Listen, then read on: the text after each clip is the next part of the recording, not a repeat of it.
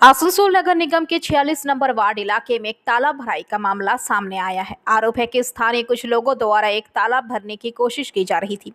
इसे लेकर हमने आसनसोल नगर निगम के नेता प्रतिपक्ष और भाजपा पार्षद चैताली तिवारी से बात की, तो उन्होंने कहा कि टीएमसी से जुड़े नेताओं और कार्यकर्ताओं के लिए तालाब भरने सहित अन्य अवैध गतिविधियों में लिप्त रहना कोई नई बात नहीं है। उन्होंने कहा कि इस बारे में उन्होंने आसनसोल नगर निगम से कई बार लिखित तौर पर शिकायत दर्ज कराई है, लेकिन कोई कदम नहीं उठाया जा रहा है।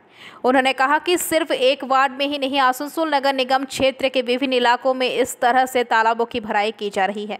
वहीं इस बारे में जब हमने एमएमआई गुरदास चैटर्जी से बात की तो उन्होंने कहा कि 46 नंबर वार्ड में तालाब भरने की एक खबर आई थी। उन्होंने तुरंत बीएलआरओ को इसकी जानकारी दी और आज उसी दफ्तर से एक टीम आई थी जिसने वहां का जायजा लिया और देखा गया कि वहां पर तालाब को भरने की कोशिश की जा रही थी।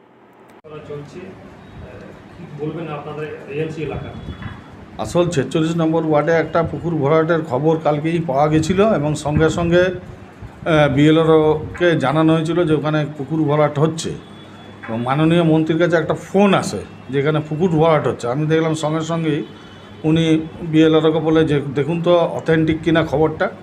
তো তারা আজকে সকালে গিয়ে দেখেছেন।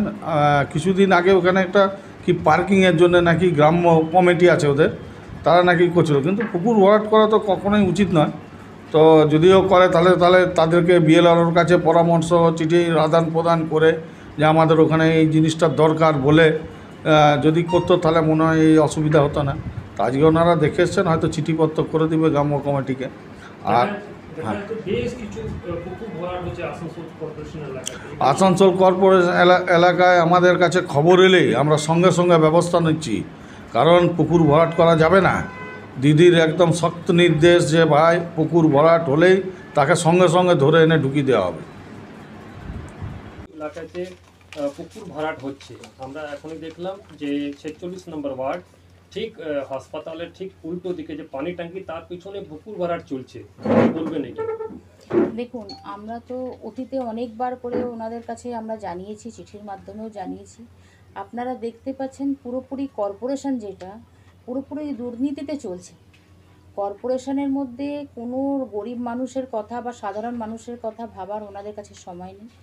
ওনারা প্রমোটারদের দৌরাত্ম্যতেই চলতে চাইছেন এবং কর্পোরেশনের যে অধিকার, যে জনসাধারণের যে অধিকার, সেই অধিকার থেকে জনসাধারণকে বঞ্চিত করছে।